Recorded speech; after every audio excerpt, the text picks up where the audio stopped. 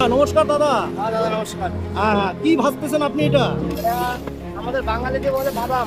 কতদিন থেকে আপনি এরকম ভাবতেছেন? মোটামুটি 6 বছর।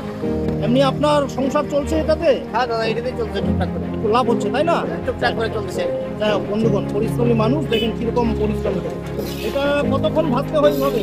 এটা মোটামুটি 45 মিনিট লাগছে। আচ্ছা, এখানে কি কি দেওয়া হয়েছে? এখানে বালু দেওয়া আছে, আচ্ছা তারপরে আগুন দেওয়া আছে, আচ্ছা। আগুন হিট করা আছে, বালু গরম হচ্ছে, করে দিলাম বাদাম, তারপরে ভাজছি।